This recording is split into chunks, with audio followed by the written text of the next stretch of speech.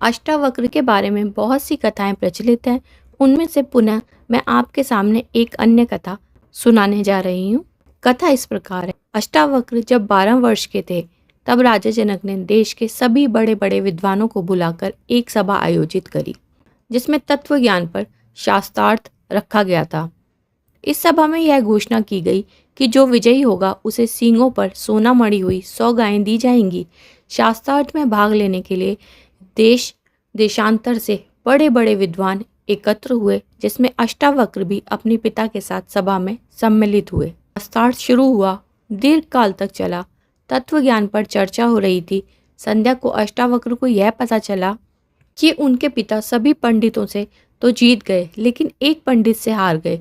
यह सुनकर अष्टावक्र भी राजा जनक के दरबार में पहुंचे। सभा में उपस्थित सभी जन पंडित थे, उनमें से कोई भी तत्वज्ञानी नहीं था। अष्टावक्र जब अपने टेढ़े मेढ़े शरीर से चलते हुए राजा जनक की सभा में पहुंचे तो उनकी आकृति चाल ढाल को देखकर सभा में उपस्थित सभी सदस्यगण हंस पड़े। थोड़ी देर के बाद अष्टावक्र भी हंसने लगे। अष्टावक्र को हंसता हुआ देखकर राजा जनक ने उनसे पूछा, ये विद्वान क्यों हंसे यह तो मैं समझ गया, किंतु तुम क्यों हंसे यह मेरी समझ में नहीं आया।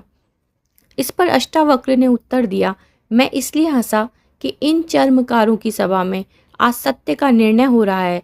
ये चर्मकार यहाँ क्या कर रहे हैं।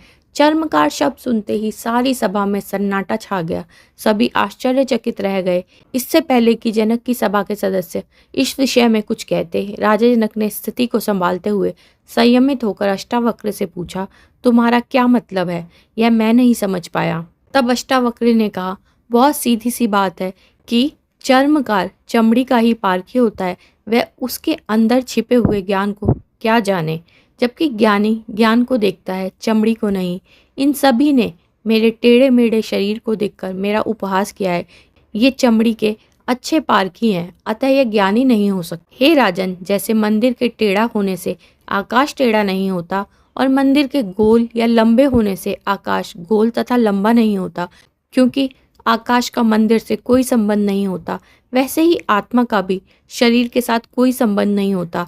आत्मा सर्वत्र है, सभी में नित्य रहने वाली है, जबकि शरीर अनित्य है। शरीर के गुण धर्म आत्मा के कभी भी नहीं हो सकते।